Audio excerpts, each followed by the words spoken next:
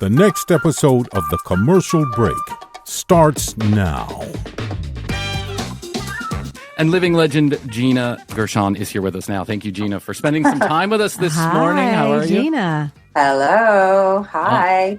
We are so excited to have you here. You, I think you're a living legend. You've been in so many movies that are favorites of mine. Yes. Cocktail, Face Off, Pretty in Pink, Bound, which is for me was like a mind-bending, eye-opening experience. You have been just like this, I don't know, you're part of my life. I feel like constantly in my face. In the thread of our lives. In the thread of our lives. But we know you're here because we're talking about Borderlands. Borderlands, of course, is coming out in what date does it come out? Hugely popular video game. August 18th, I think. 8th? I think it's 8th. Yeah, August 8th. That's correct. So Borderlands comes out August 8th. It's based on a very popular video game series. The cast is unbelievable, to be quite frank. Yeah, there's anybody and everybody. Yeah, everybody's there. Jack Black, Cate Blanchett, Jamie Lee Curtis. Yeah. Gina. Ariana Greenblatt. Did you have Kevin fun? Hart. Oh, Kevin Hart. That's right. Did you have fun? And Kevin Hart, he's really funny in most movies. In this movie, I found he took a different twist. He was funny, but it was a different side of Kevin Hart that I didn't expect to see, and I enjoyed it. It was a little bit more of a demure Kevin Hart in this movie. Did you enjoy filming it? Yeah, you know what? We shot it a couple of years ago, and it was during lockdown. Oh. And so, first of all, when I saw the character Moxxi, I just thought, oh my God, she's amazing. She's so fun. I mean, I've always wanted to work with Kate and, of course, Jamie Lee. And I mean, it's a crazy cast, and I love Eli. So the idea of going to Budapest to be locked down with all these people, was quite thrilling. And then when I read the script, I thought, it was just so nice to go into a whole different world as we were dealing with, a whole different world. Yeah. A whole different world. So it was like, oh my God, this is kind of, nice to go into a weird bonkers fantasy land for a second. Yeah. And the end product is definitely a fantasy land. And I think anybody who... That's great. It's bonkers. We all just think it's like bonkersville. It's really nuts. But, it was really... having been isolated for the most part during that time, it's a great group of people to be, in lockdown with. Yeah, I would think that Kevin Hart, Cate Blanchett, I would think all those characters just, testing, demasking and having fun while everybody else is literally locked in their houses it's a good break. I would take it just to get a break. Yeah, it was nice to be in Budapest and, Jamie Lee, I mean, it was a great gang. Yeah. So I felt very lucky to be a part of that. And, you walk on that set and you're like, the world was weird enough. And then you walk onto the land of Pandora and you're like, what is going on? Wow. It was all very trippy, Yeah.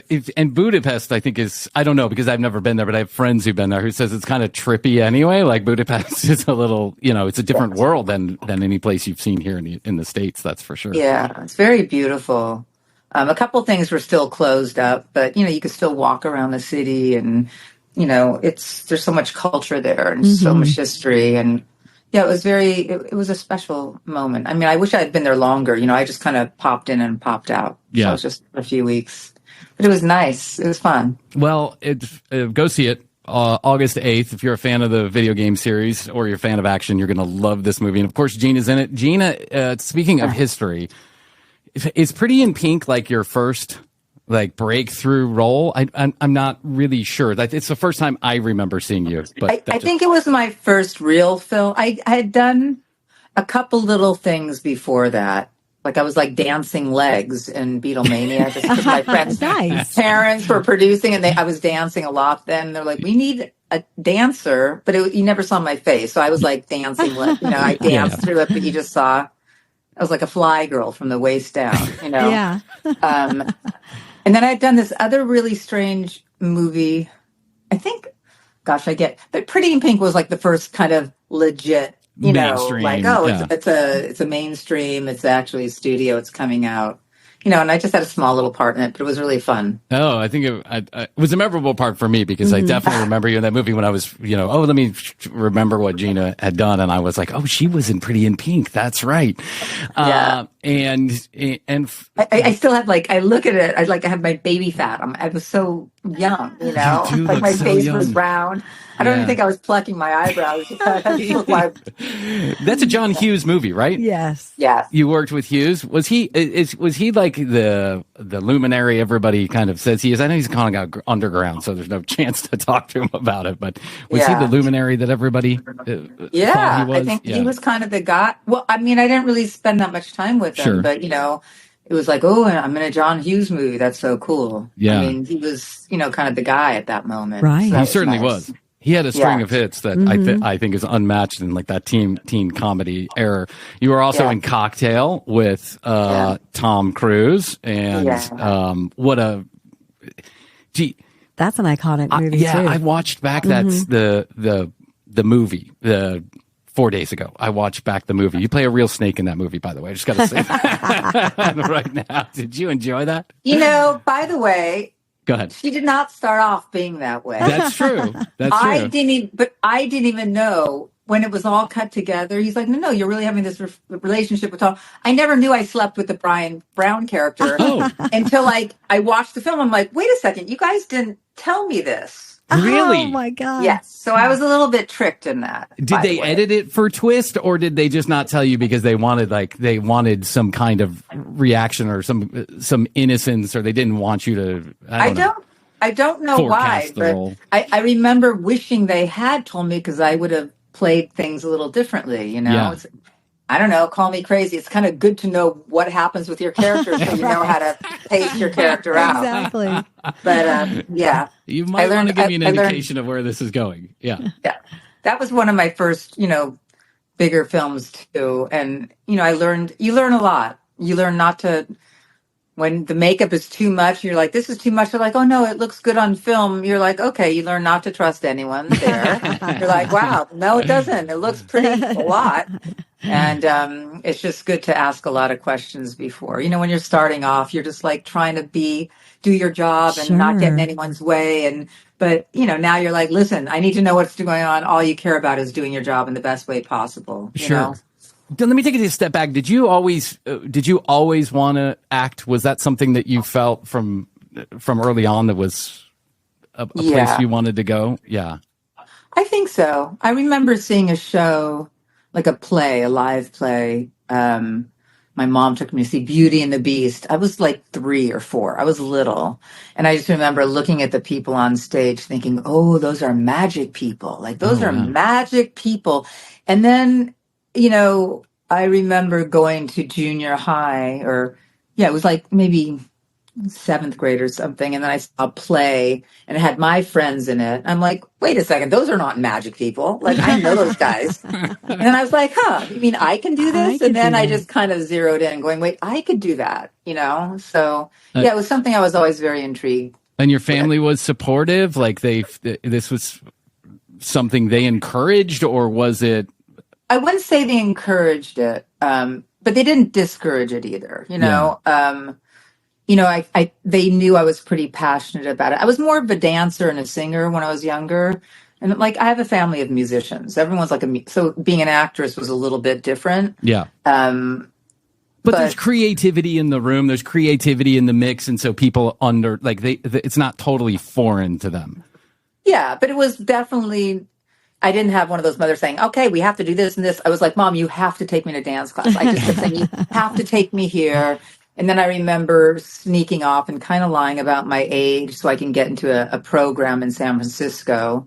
And then I got in and I said, listen, I've got to go. I got accepted to this school, but they think I'm 17 and I'm living in San Francisco. I really want to do it. So, so then I kind of had to lie my way through that because I was only 16 and they were like, well, you can't go. You're too young. It's the summer. And I had to live with someone older. She was 28. She worked at ACT. She was a friend of the family's. Yeah. But as soon as I walked in, she's like, I just got a gig in Hawaii. I'm not going to be here. I'm like, great. Don't say anything. Exactly. So I was just like, yeah, Michelle's she's at school right now. Like, and I made them lie about my age. Huh? So you spent that summer alone, essentially, like going to this class? at 16? I did, but I made a really good friend who actually wasn't in the school. And so I ended up moving in with her, and like her parents were away and she had a really great house. So I was having fun. We were like going out and having a good time. And then I was in a summer program, so it was pretty full on. It was great, but it made me realize, I want to really study and take this much more seriously. So when when I did a play in high school, and I had all these agents saying, let's put you on a show. And I was like, I want to go to college and I want to really study. Yeah. Because I also thought I would look at Jessica Lange and things like Frances. I'm like, that's what I want to do, but I need to learn how to do it. I didn't, I felt like you weren't ready yet. I just felt like there was levels of, layers that I needed to know how to do. And also I wanted to go to college. I just kind of had this idea of these, actors and actresses who just went on a show and that's all they knew. And I was really encouraged by my family and also by some of my professors, to say, listen, learn everything. Like I didn't want to be this like dummy who didn't know my history and my psychology. And I thought all of it would feed into what I was doing. And the parts I knew that I really wanted to play weren't until I was a little bit older anyway. So I'm like, I just have to prepare for that. What an amazingly self-aware thing to amazing self-awareness at such a young age. Let me get well-rounded. Let me fill this, let me learn more brain and psyche and soul with other things besides just kind of this myopic focus of acting, because it may lend to future roles. It may lend to how I tackle those roles in the future. Right. That's at 16. I think weed was the only thing I was thinking about. I was doing that a lot too. I'm that was in the Valley, right? Because I was in 14, 15. I went through my weed years and it was the Valley. And then, it was pretty full on, but I realized the people that I would gravitate. My uncle had a very interesting group of friends. He was a composer and a musician and arranger, and they lived over on the other side of the hill. And I just remember always really like hanging out with them because they were like interesting people in the business, but more musicians and composers, but like philosophers and smart people and writers and a lot of directors. Not as much directors, writers. And I just always thought, I want to be smart like these people. I want to be able to engage in these conversations, Yeah. So once I got out of my weed smoking Valley days, I was really, pretty focused. You wanted to suck up whatever they had. There was something there that was, I don't know, tickling your intellect, and you wanted to be a part of that in some way. I've always thought about you, Gina, and I know that I may be taking a risk saying this, but I've always felt like there's something behind your eyes. You seem like my brain, the demon within. You're one of those actresses that's captivating because there's always something there that's not describable. Like you can't put your finger on it, but it's very unique. And the way that it comes across on screen to me, it always felt like there's some, like, you meet some people and you're like, oh, okay, that nice guy, nice lady, nice whatever. And then you meet some people and you're like, wow, like I want to know more. I want to know more about that person. Something's intriguing about them. They have a depth that I can't get to because I'm just interacting with them in a certain way, 2 dimensions essentially. But I've always felt that about you, and I think that's why I like watching you in your performances. Because that's interesting. Thank you. You're welcome. Because I'll have to tell you that the only Lifetime movie that I've watched all the way through was Versace. That's right. Which was the Versace one? Yeah, it was a Versace one, which I thought was just campy and fantastic. I loved it. I loved it. I don't know why. I was like, oh my God, this is so much fun. Did you have fun playing Donatella? Story. She plays Donatella in the movie, by the way. Did you have fun playing? I wouldn't say fun would be the word. Oh, okay. Just because, listen, I have so much respect for her, but it was the movie focused on a period of her life that wasn't so fun. I kind of could feel what, in my mind, what she was going through, and, wasn't a fun moment. Yeah. Although she was interesting to play. Did you ever have a chance to meet Donatella? No. Never met her. Okay. So Yeah, it's not it's not like the brightest, happiest movie in the world, but I don't know. I really enjoyed it, quite frankly. Listen, thank you. Yeah, no, I think I tried my darndest on it. And, I just think she's a very interesting woman, and I have so much respect for her. And I just think what she went through and what she had to become and what she went through. And she's just a survivor. She's very interesting and so talented and interesting to me. What kind of roles are you attracted to mostly? Like what really, when you read a script, what gets you going? Like character. It's always different. Yeah. It's like you meet someone, you don't know why you like them, but you gravitate towards them. Sure. I feel like when it comes to dramatic pieces or straight, I have a tendency to go towards complex characters. Or, maybe that's the thing behind the eyes, like what they're showing isn't actually what's going on. Sure. I think people are complicated. I'm always attracted to what makes a person who they are, they're this fucked up, blah, blah, blah. Oh, sorry, am I not supposed to say that? No, you can say whatever the fuck you want to. Yeah. We encourage it. You know what I mean? If they have a darkness or shadows or some sort of issues, like I'm always, just as a human, a being, I'm always curious, how did they get there? It's just, the psychologist part of me, I'm just curious about people and why they are the way they are and how they got there and how can they evolve past their stuff, which, you only get a sliver in a movie, but it's just interesting to think about the whole thing. But, when it comes to comedy, it's a different thing. It's not so much like the psychology. I mean, there's stuff that's in there, but it's just more like, I don't know how, it's just more of an instinctual moment of like just having fun. Yeah, I've said this a lot. I think making people laugh is musical in some ways. Like, it's there's beats and you got to hit them, and or naturally you would hit them. Like if you're a funny person, you just kind of hit these beats. I think of comedy sometimes in terms of musicality and like the intonation of your voice and how you deliver things and stuff like that. And drama, like you're right, you only get a small sliver of what somebody is like. But I think, and I've shared this with Krissy before, it's like that's the meat and potatoes of a really interesting person is like struggle, right? What they've been through, the struggle, and then their ability to climb back through that. We've all been through it. Everyone, it's all about perspective. Everyone has it. Even the comedic parts. Why is someone trying to be so funny? Believe me, there's a reason, whether they realize it or not. We all have that. To what degree we're aware of it. It's all different. Yeah. This reminds me. You worked with David Mamet, didn't you? When I was at NYU, he took like 20 of us to Vermont. He kind of said, "Hey, let's do a workshop." And then, so I worked with him all summer, and then the Atlantic Theater Company was kind of, born out of that. Did you enjoy working with David? He was a really good teacher. He probably gave me some of the best advice when I was in college, which was basically, he's like, listen, he was nice. He's like, you're really good. You got a great sense of play. The only thing I could tell you, learn how to direct yourself. I was like, learn how to direct. I thought that was so cynical. What the fuck does that mean? I'm like, what do you mean? I want to work with good directors. Like he said, listen, in your whole career, you will be lucky if you have 5 directors who actually direct you. Learn how to direct yourself. And I just thought, he doesn't know what he's talking about. And you know what?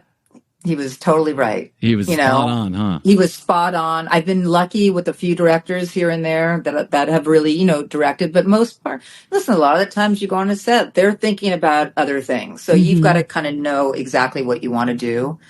And then if you can collaborate with them and they give you good ideas, great. But if not, you have to know what you're doing, And I approach a lot of stuff as a director and as a writer and kind of figure out what's the best thing and how to, move through something. Yeah, that is an amazing piece of advice. And I'm not an actor, but you think about that. You're changing your boss. Essentially, you're changing your narrative, your perspective every time you walk into it on a set, whether that be a television show or a movie. And you're not always going to get the same. You're not always going to get, I guess, the same kind of attention from everybody. yeah, You're like not the always going to get the same kind of one-on-one direction type of- from yeah. everybody. Yeah, But it's with everything. Listen, if you go into a studio and you're trying to do your podcast and you've got someone saying the best way to do it is through a piece of fly paper or wax, and then it sounds really interesting, and we'll tweak it.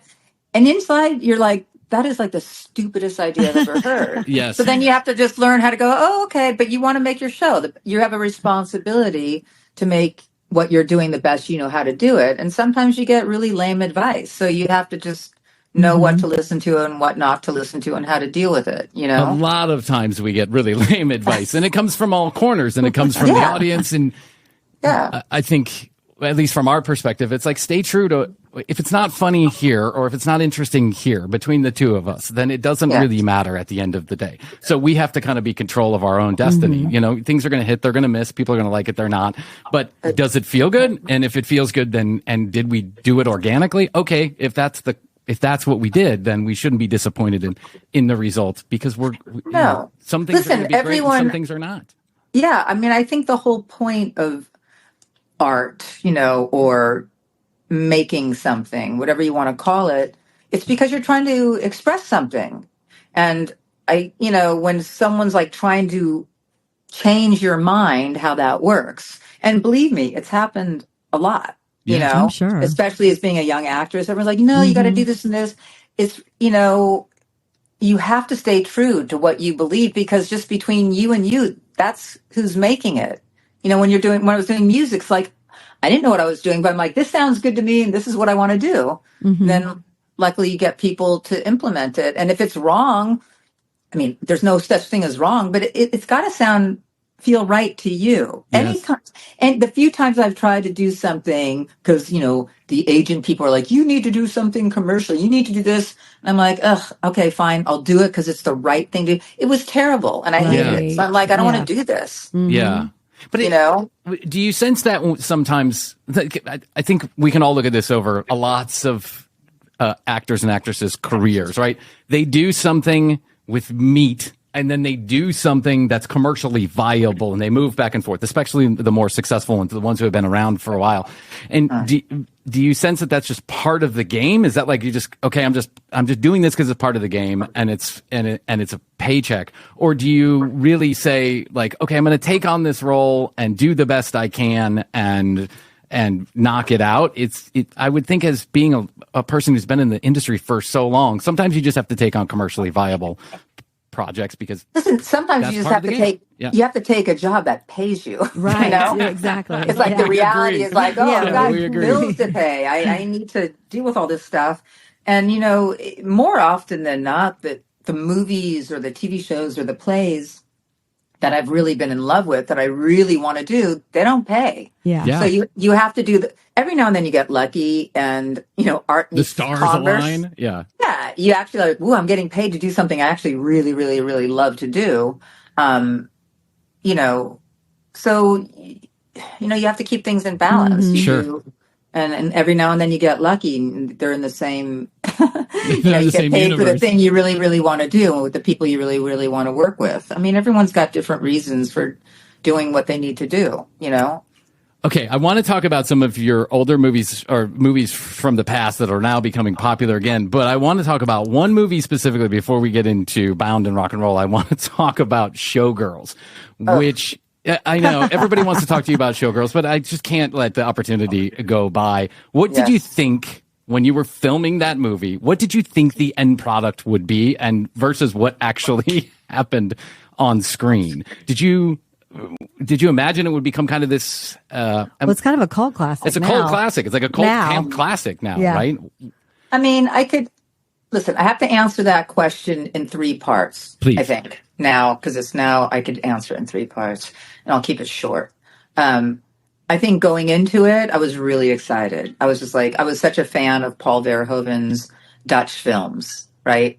Like Spetter, Soldier of Orange. I was I was like, oh my God, this is going to be so dark and cool and gritty. And, and the fact that I was playing Crystal, which I didn't know if I was going to be playing Crystal or the other one, or Nomi, because I was kind of not quite old enough for Crystal. And I was maybe a smidge too old for Novi, but so I basically just started lying throughout the whole thing because I really loved Crystal, but I think I said I was 33 or whatever. I don't know, whatever whatever age I said, and I tried to. I really wanted to get that part. Once I get it, I think it's going to be like, oh my God, like we're going into a Wagner concert, right? Yes. Just so dark, and I'm Margot and she's Eve. I get to be Margot. Like, oh my God, I'm thinking all these Greek dramas and this, and then I get up on the set and it's literally like, a pop concert. It's like a Britney Spears concert. It's something else. It's something totally, completely different. So it's a good lesson of going, wow, I can't do what I thought I was going to do because this is like Technicolor. I was going for gritty black and white. So I just kind of did 180 degrees with my character to like have fun within this world, right? Okay, and as it's filming, I just kept thinking, this isn't going to be what everyone's going to think it's going to be. Because there were so many things I disagreed with. I had to really fight my way through it a lot. And so when it came out, I was just like, oh my God, get me in something else. Like that shows I'm a real actress, else I'm fucked. Yeah. I came across okay in it. I really did my best I could. There's issues. Okay, so I had a little bit of PTSD doing it, let's be honest. And then my friend, who's a journalist recently, who's a great writer, she's like, you're coming to see Showgirls because you just have to understand why it's a good movie. I'm like, I don't need to go. I don't think it's a good movie. I don't want to go. It's not that I didn't think it was a good movie. It wasn't my sort of thing. And I just saw everything wrong with it. And like I said, I had lived through so much that I just, I just had to be done. I just had my own vision of like, at the time, I'm like, why is this rape scene in here? This is insane. Like, why is this in this movie? And, but now after years, 20 years, whatever it's been, and I've been writing myself and I've started directing. So I see things differently. And now, of course, I could see the whole thing from far away and not be so like, oh my God, my accent's off here. This is, I hated that day.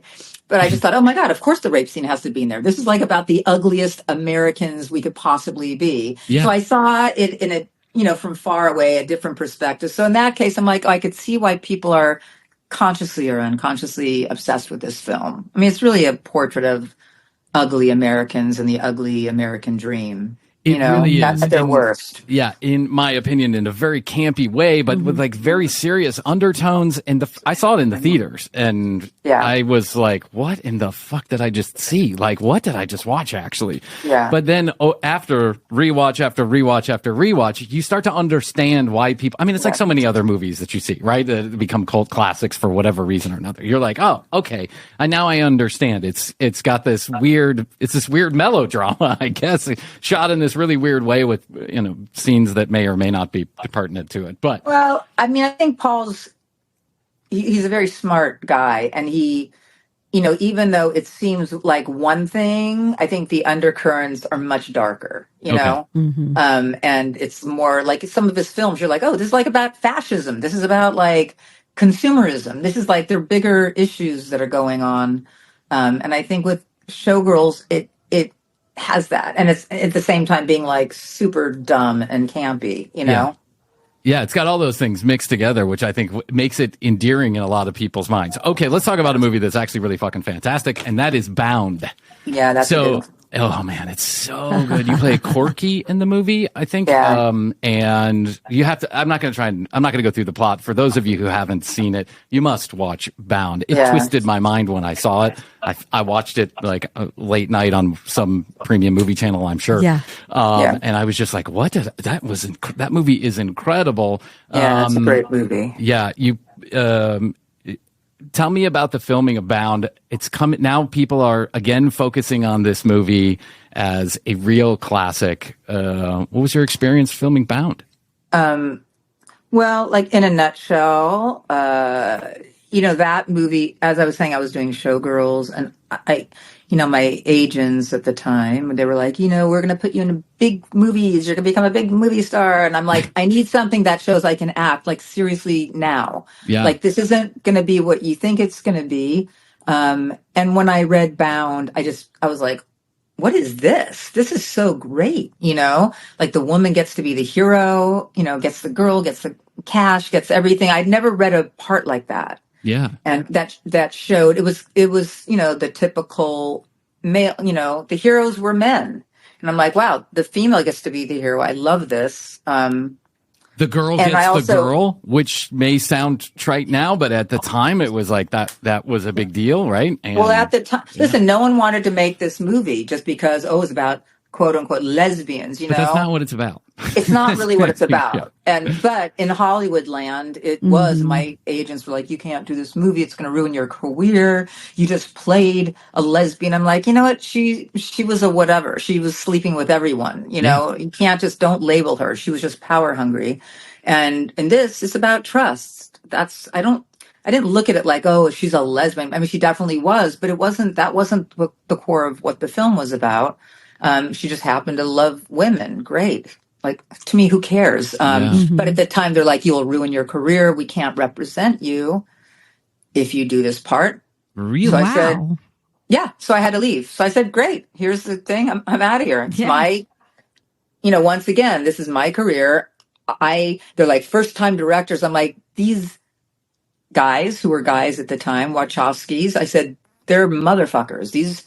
They're really good directors. I could feel it in my bones. And I would ask them all these questions. I was so impressed with everything. I'm like, I'm in on this ride.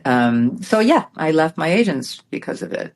That's Good incredible. Wow. And by the way, for those of you that don't know what she's referring to, the brothers went on to direct a small movie franchise called The Matrix. Yeah. So they ended up being incredible fucking directors, mind-bending, incredible directors who took the world by storm. And listen, Bound, we only had 27 days, 23 days to do it. Everyone was so good on that film. They just directed the shit out of it, and Bill Pope shot it. It's just everything along. When people are like, "Oh, we only have a certain amount of days," it's like if you have really good people and good focus, and everyone knows what they're doing, you can do it. Yeah, I just loved it. I still watch it to this day, and I'm like, "Oh my God, what's going to happen?" Like, it's just so well done, and I really respected the Wachowskis for sticking to their guns. And, because the studios were like, oh, we'll make this film. We'll give you more money if you make Corky a man. Because it's like the classic noir thriller sort of structure. But in this case, the hero, the guy, is a woman. They're like, no, this is what we're doing. And so they stuck with it. And luckily I got to play her. So. It's a brilliant movie. It's in my opinion, classic. It's rewatchable, I think is the way you want to put it. So if you haven't seen it. Well, it's nice because a lot of people haven't seen it, a lot of the younger generation, and they don't understand, there was a moment, only like 20 years ago where like you couldn't really play gay characters in films. Like you had to, it wasn't as accepted. Thank God, like a lot has changed since then. But, I guess they just they have a new print on Criterion Channel. Oh, okay. And, so it's like people can you could rewatch it, but also people could see it for the first time. And yeah, it's nice. When people see it, they're like, oh my God, this movie is fantastic. It's one of my favorites, hands down. And what's, real quick, while we're talking about this, what is the movie that when people come up to you and they recognize you when they see you, then what is the movie that you tend to get the most like, oh my gosh, I love this part that you played? Is there like one role that stands out amongst them, or is it just like different? No. It gravitates between Showgirls, Bound, Pray for Rock and Roll. Pray for Rock and Roll. Talk about that for a minute. And Face Off. It depends. Oh, Face Off. That's right. As they're walking towards me, it's like you kind of do the the demographics. It's like, and I kind of guess, oh, this will be a Face Off person, like, or this will be, I don't know. It's always different, to be honest. And sometimes, people know me from when I was playing for Pray for Rock and Roll. I went on tour and I made this thing called Rocked, like a documentary on IFC, that me going on tours trying to sell a film and then everything going bonkers. It wasn't a reality show. It was definitely a 6-part documentary. So and the few people who had gotten to see Pray for Rock and Roll, because it was only out maybe a week and then it just disappeared. And if you were lucky, you got a DVD, but it was nowhere to be found. But people were really into this movie, and I really loved it. I helped produce it. I sang live throughout the whole thing. I performed live. Wow. And then it just disappeared. And in the last year, I had been doing like a Comic-Con sort of thing, and people kept coming up, saying, where can we see this film? Because it wasn't streaming. We didn't know where it went. And so Alex Steyermark, it was his first film, he was helping me edit this movie I did for Lifetime. And I'm like, oh my God, I've got 11 days to shoot this thing. I need help. And he's, I'll help you edit it. And we started talking. I said, Alex, it's such a shame. We all work so hard. And then he's like, we got to find it. I'm like, you got to find it. I'm like, and he did. He actually tracked down not only a version of it, he goes, this is the best print we've ever had. I mean, we can probably make a whole story of what happened to those distributors because I don't know whatever. Yeah, what a weird story. I've only read about it, though. I've only seen like clips, and I've only read about it. Yeah. It's so good. And then Kino Lorber, they're so cool. They're like, not only do we want to stream this, we want to re-release it as a film. So I've been like doing Q&As and going, different, we just showed it a couple of times in New York. We're showing it at the Lemley, I don't know which one, on August 7th in LA. Okay. We'll be doing a Q&A there. So, but it's getting really good response. So they're starting to pop it out in different places. So I have no idea. Streaming? Is it streaming? Can you see it streaming? I don't think it's streaming yet. Okay. It will be. I haven't really been following what's going on, but I think you could rent. I'm not really sure. I should find out these questions, but I know they're putting it in theaters now. Yeah, I didn't see it when I was looking for it because I've only read about it, and so I didn't see it. I'm a pretty good Googler. I go down rabbit holes, so if I didn't see it, I don't think it's coming out yet. Yeah. You'll be able to rent it soon, I think, on Prime, and then they're going to be streaming it. Nice. Somewhere. I don't know where. Pray for rock and roll. I can't wait to see that movie, and give Bound a rewatch too, which I haven't. That's on Criterion now. Yeah. If you're in LA, you could see Pray on the 7th. Okay. And then I think there's other places I just don't know where. They should have like a little website or something. I don't know. I'll ask them about it. They should, but it's getting in motion, so I'm sure that after a couple of months, people will figure it out. Okay, Gina Gershon is in the brand new Borderlands movie, which comes out August 8th. And so if you're a fan of the video game series, fan of action, Kevin Hart, Kate Blanchett, it's such an amazing cast. Go give the movie a watch. I saw it. Gina, we really appreciate you coming on today. We know you've got what are you working on now? You said you got a fitting. Can you share? Oh, sure. I guess. So, yeah, I'm here working on Ryan Murphy's new show. Dr. Odyssey. So fun. Oh, nice. And then I'm going off to London and Greece to work on a British production called The Hermit, which I'm super excited about. It's a British production, like it's going to be running on British television, or it's a movie? It's a series. Okay. So I guess it'll be on BBC. I have no idea. Okay. I mean, these days, hopefully it's on. It's on everywhere. Yeah. Yeah. If it's a British I really show, should be more informed. I just go and do it. Then I'm like, where is it playing? Like, okay, well, we can find that out. But I think it's going to be really good. I'm super duper excited. The producers and the team who did Fleabag are behind it. And I love that show. Wow. That's really great writers. I'm excited. I'm super excited. And what else? I'm going off to do some little other film. I don't know. I'm busy, which is good. That's good news. Gina, we love you. And we're so Yes, grateful that you came on the show to have a conversation with us. We know we love you. I don't know what else to say. You've been you've been a part of my 2D life for so long that I don't know. You feel like an old friend in some ways. And, and that's you've been good. very sweet to us. So thank you very much. We really appreciate it. Sure. Take it easy. We'll talk soon. Yeah. Stay cool. Stay hydrated. Yes, we will. We'll try. Stay sober. Thanks, I didn't say that. I just said stay hydrated. I would never recommend that. That's taking it a little too far. That's like crazy talk. That's right. Nuts. All right. Talk to you later. Take care. Thanks. Bye.